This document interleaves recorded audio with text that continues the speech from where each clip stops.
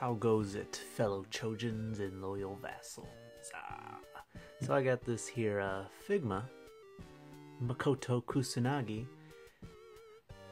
I think from her appearance in the movie, some new movie.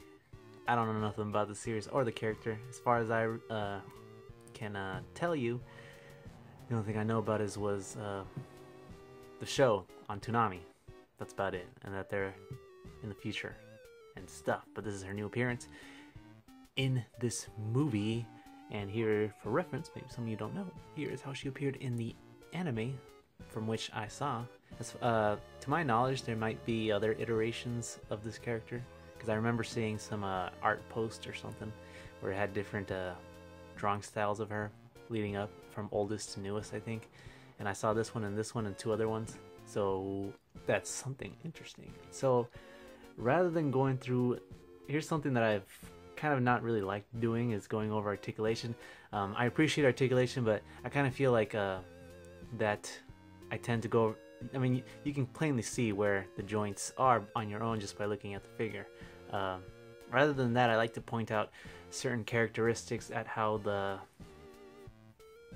like certain things, kind of like the Revoltech Ultron over here, where his entire, I was curious how exactly he was going to differ from the SH Figure Arts, where the SH Figure Arts was going to keep it like keep it safe in terms of articulation. I don't think they were going to go too crazy with it, because with the Revoltech Ultron, I think it's way more cooler than the SH Figure Arts, even though it's not released yet, just because of the way it's molded. But it was sculpted by Yamaguchi, and he likes his figures to be able to do crazy dynamic poses, which could be said the same for this Revoltech Snake here, which in my opinion could be the best Snake 5-inch figure if it wasn't for this his little there's a certain area that I don't like the way how it was handled, and I really, there's no one else to blame but Yamaguchi. I apologize, but you did it right with the Revel Mini Snakes.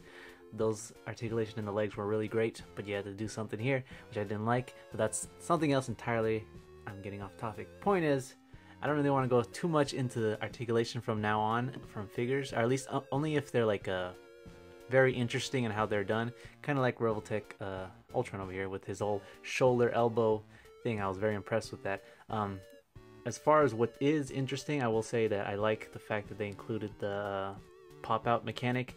That in my opinion, because when I believe it's over a year now, they showed off the Figma Female Body 2.0, where it showed off what the Figma was going to include at some of their figures, and I was under the impression that starting from that point on, when they introduced the Figma 2.0 Female Body, that they were going to incorporate the whole shebang on every single one of their Figmas. But I guess that was wishful thinking on my end. The only thing they incorporated on every single Figma is the new wrist mechanic, the ball jointed wrist, ball jointed hinge wrist peg thing. On every single Figma has it now, but they don't have the other features that the female 2.0 body had, which was the pullable shoulders, where you can separate the shoulder from the body to get a little bit more range of movement, the ability to pull down on the legs and the waist so you can get a little bit more range of motion in the legs, and toe articulation, though she is wearing stilettos, so I guess it doesn't really matter in that part.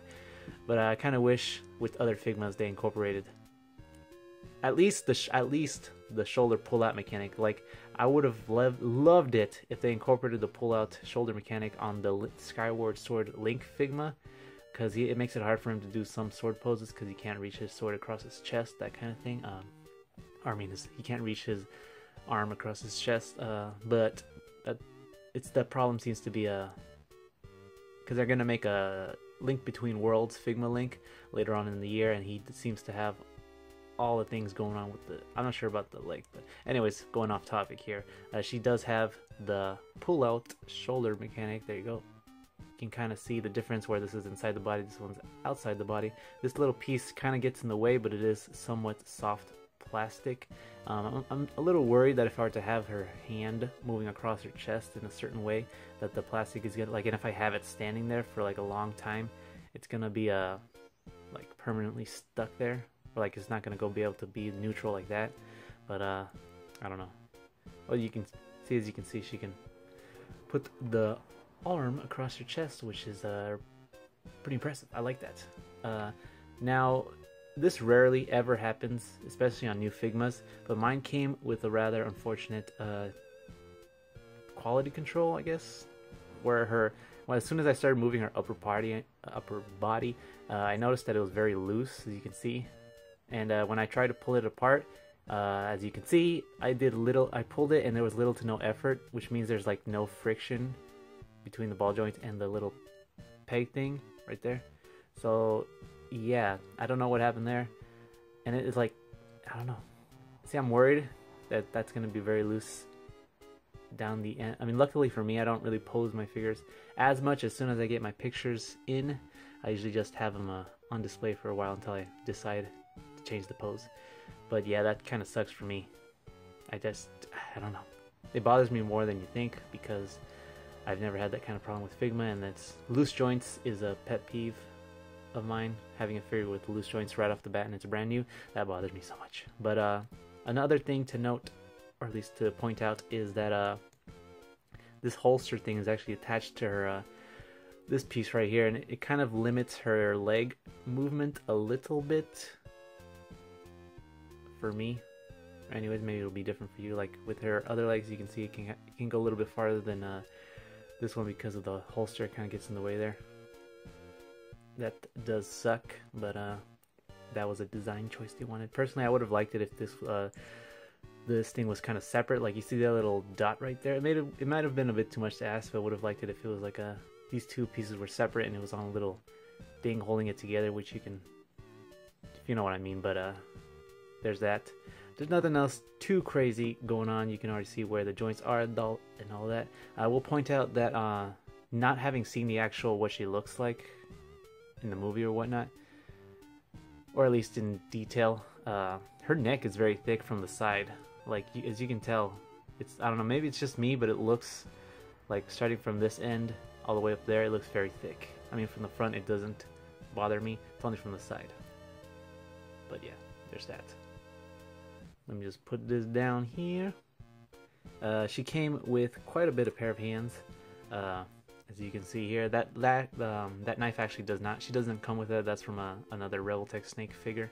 As you can see, she comes with 2 holding hands, 2 fists, these cusping hands. Yeah, cusping hand. These 2 are for holding. This is for her pistol and this is for her rifle. Gun holding hand, and her other hand is actually over here. She's already holding her rifle.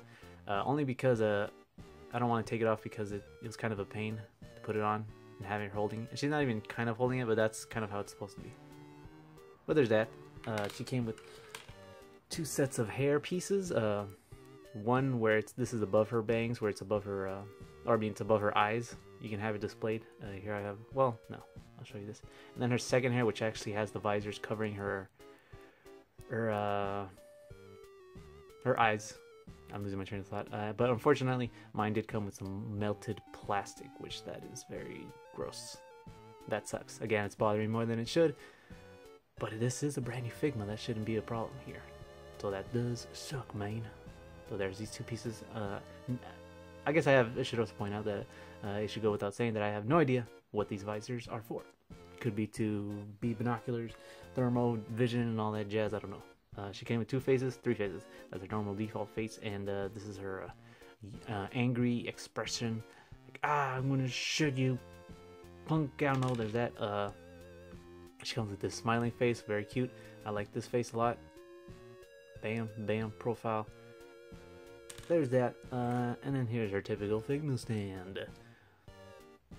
All in all, having no knowledge of the character, what I really like about this figure, it gives you an idea what the Zero Suit Samus Figma was going to be like. If you didn't know they're going to release a Zero Suit Samus, and they both have kind of like this skin-tight outfit going on. So this figure, in my opinion, this Figma kind of gives you an idea at how the joints are going to work on the Zero Suit Samus. The only thing I didn't really too like about the prototype Figma Samus is that her face was a little weird. We're gonna have to wait until we see promotional pics, but that is about. Oh yeah, and even if you don't know who this character is, I think she makes a great companion posing figure for Revoltech Snake here. Another character that I have no knowledge in, but having them pose together in different kind of I guess spy or espionage well, I don't know the words I'm trying to think of, but they make for a cool pairing if you're going to be posing them together. But that is everything. Motoko Kusanagi. We kept this review short, I hope. Just a little over 10 minutes. Got anything else to say? Girl. Cool beans. See you later, man.